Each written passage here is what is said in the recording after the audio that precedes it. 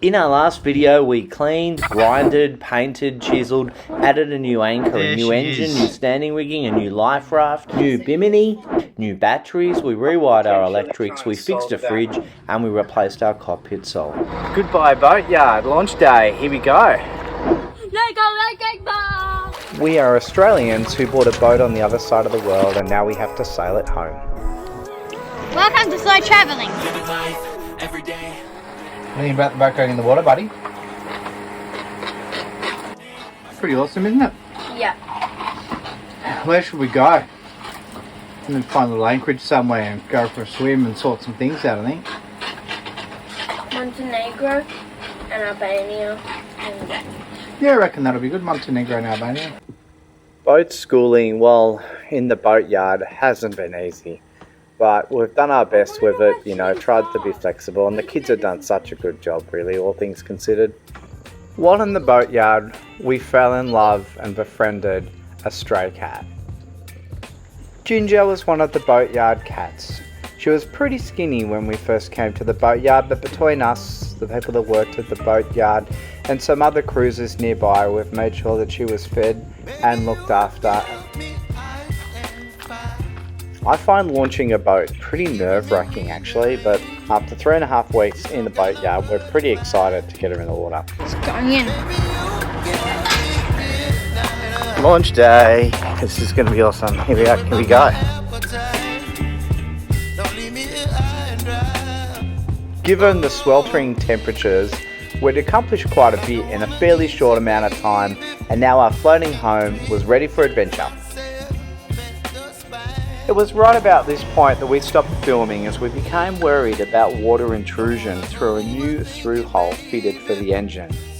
It turned out to be a false alarm, and so we spent the rest of the day sea trialling the new engine before pulling into Prevazar for a night out on the town.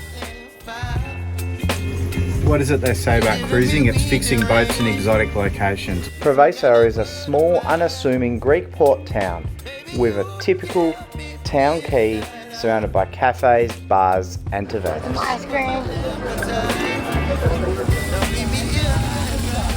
Our tip is to go back a couple of streets from the waterfront out of the tourist area and find one of the local, cheaper and more authentic tavernas. We finished the night off with loukoumades, that's Greek donuts drizzled in chocolate. The next day we got our new standing rigging tuned before we headed out into an area known as the Ambracian Gulf.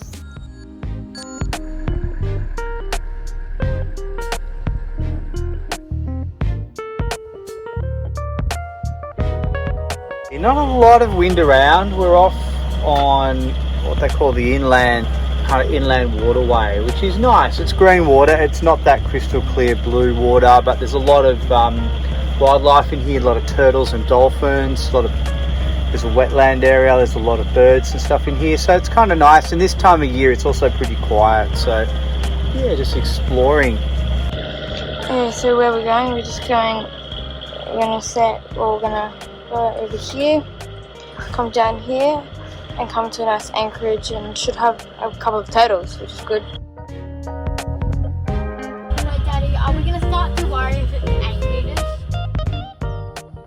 One of our favourite anchorages in the Gulf is near the town of Vinica, and it's simply known as Vinica Bay. It's a deep but quiet anchorage with a small beach, and it was the perfect place to just chill and paddleboard for a few days. And yes, the kids were happy. We did actually manage to see a few turtles and dolphins.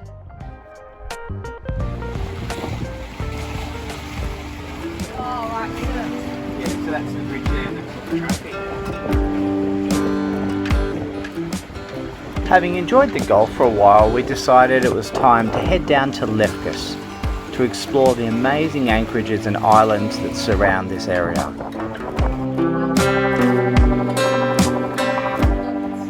So we joined the queue for the Lefkis Bridge opening. The Lefkis Bridge is actually more of a floating pontoon, and it rotates at set times during the day to let boats through. After going through the canal, we meandered down and found a quiet anchorage for a sunset paddleboard. This area of the Southern Ionian, known as the Inland Sea, is arguably one of the most popular sailing grounds in the world. Think Venetian architecture, pine and cypress forests, shingly beaches, tranquil turquoise seas. Today in Lefkis, Greece, it is going to be a very sunny day. As you can see, this is Lefkada's Island, and today, you need to bring your sunscreen and your hat, and bring your swimmers in case you want to swim, because it's going to be very hot. And tomorrow, I reckon you should bring something to do, but not swim, and not something outside. It's going to be stormy. And a good thing to do when it's stormy is a puzzle. We're going to try and get some more videos out a little bit more frequently, try and get a little bit of a upload schedule happening. We're obviously not one of these major YouTube channels where we're trying to make money out of this. To be honest, largely we do it because the kids really enjoy making the videos. A lot of the footage you see that might be a little bit shaky has probably been filmed by the kids, but they get a kick out of it and they get a kick out of being involved. So it's also a good way for us just to keep a record of our travels, both for ourselves and for other people. And also we figure if people get something out of it, if you guys enjoy it, if it gives you a little bit of an insight or inspiration to go sailing or do your own travels or do something like that, then that's a good thing, right? Thanks for watching. Like and subscribe. It does help us out a bit, so if you could do that, that would be awesome. And yeah, hope to see you in the next episode when you'll see us traveling on the Ionian.